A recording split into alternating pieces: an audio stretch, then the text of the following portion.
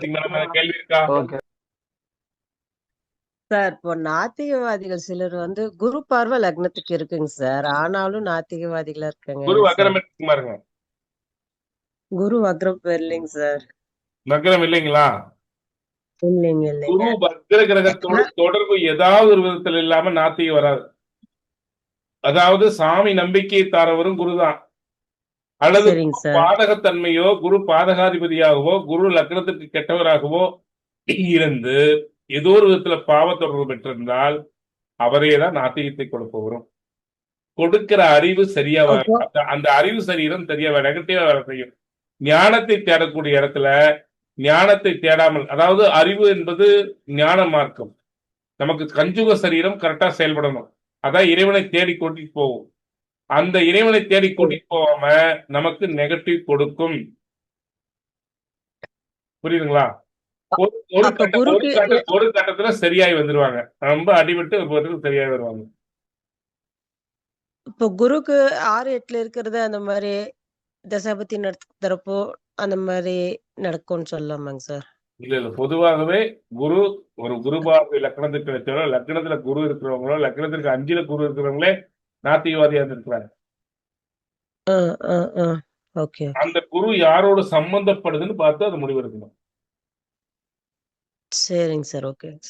அந்த அந்த ஜாதகத்தை நீங்க கொடுத்தீங்கன்னா நம்ம ஒரு ஆய்வு ஜாதகமா போடலாம். ஏன் ஒரு நாத்திகவாதி ஆனா அந்த ஜாதகத்தை எனக்கு அனுப்புங்க. நான் அனுப்புறேங்க சார். ஆய்வு ஜாதகத்துல போடலாம். புரியுதுங்களா? ஓகேங்க சார், நான் அனுப்புறேங்க sir. Okay okay okay okay. Thank you sir.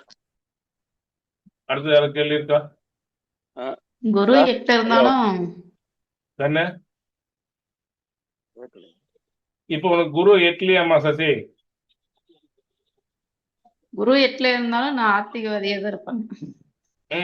கொஞ்ச நாள் நாத்திகத்தை கொடுத்தா இல்லையா? அது கொடுத்துச்சு. ஏன்? 8ஆம் இடம் எதிர்மறையான சிந்தனை.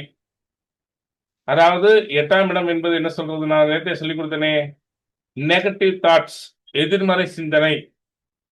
எதிர்மறை சிந்தனை கடகலக்கணத்திற்கு 9 கொடுக்கக்கூடிய பாக்கியம் என்று சொல்லக்கூடிய இறைவனை தேடக்கூடிய குரு லக்னத்திற்கு 8ஆம் இடத்துல போய் நின்று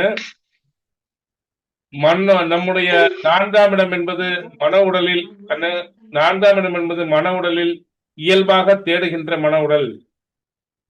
8ஆம் இடம் என்பது எதிர்மறையாக சிந்திக்கின்ற மன உடல். அதே மன உடல் தான் ஆழமா தேடுற மன உடல். அதுக்கு அடுத்தது 12ஆம் இடம் என்பது நம்மை அமைதிப்படுத்தும் மன உடல். இதெல்லாமே சொல்லிக் கொடுத்தனா? அப்ப 8ஆம் இடத்துல குரு நிற்கும் போது எதிர்மறையாக சிந்திக்கும் மன உடல்ல போய் குரு நிற்கும் பொழுது கடவுள் இருக்கிறார் என்று சொல்வதை விட கடவுள் இல்லை என்ற நிலையை உருவாக்குச்சு. அப்ப எப்ப இந்த பொண்ணு கடவுளை ஏத்துக்குச்சு? நிறைய அடி வாங்கினதுக்கு அப்புறம். அது ஆழமா எப்ப தேடிச்சு? குருவோட சந்திப்புக்கு அப்புறம். உண்மை இல்லையம்மா? உண்மை. தனக்குன்னு ஒரு குருநாதரை சந்தித்த பிறகு ஆழமா தேடுது. அடிவானதுக்கு அப்புறம் இப்படி இருக்குமா இருக்காதான்னு சந்தேகத்தில் தேடுது. அதான் சந்தேகமெல்லாம் இல்லை. இப்போ சந்தேகம் இருக்காதுமா சார். குரு நீங்க சொல்லிருக்கீங்க சார் ஒரு ரூல, குரு மறைவு சாதனத்துக்கு போனா குருநாதரை பிடித்துக் கொண்டு செல்ல வேண்டும். ஆமா, குருவோட கையை பிடிச்சுக்கணும். குரு பலவீனமானால் அப்படித்தான். குரு நேசம் ஆயிடுச்சு, என்ன பண்ணுவீங்க? குருவோட கையை பிடிச்சுக்கணும். ஆனா யார் குருன்னு தேர்ந்தெடுக்கிறது தான் பெரிய பிரச்சனை. அதுதான் நல்ல குருவை பார்த்து தேர்ந்தெடுக்கணும். இல்லைன்னா அப்புறம் அவங்க போய் கோணம் வைக்கிறதுக்கு போயிருப்பாங்க. அதான் பிரச்சனை. புரியுதுங்களா? அதுக்குத்தான் நான் சொன்னேன், 4 பெருமக்களையும் 63 நாயன்மாருடைய திருவடியும் 12 ஆழ்வார்களுடைய திருவடியும் பிடிச்சுக்கங்க அப்படின்னு சொன்னாங்க. புரியுதுங்களா? சரி, அடுத்தது இன்னைக்கு அடிப்படை வகுப்பு உயர்நிலை வகுப்பும் இன்னொரு 2 கிளாஸ், இந்த கிளாஸ் முடிச்சுட்டு விரைவில் புது பேஜ் ஆரம்பிக்கப்படும். இது வந்து யூடியூப்ல இந்த வீடியோவும் கொடுக்க போறோம். நம்முடைய புதுசா யாராவது ஜோதிடத்தில் சித்தாந்த ஜோதிடம் அடிப்படையும் உயர்நிலையும் கற்றுக்கொள்ள வேண்டும் என்றால் நாங்க இதுல வீடியோவில் கீழே நம்பர் கொடுப்போம். அந்த நம்பருக்கு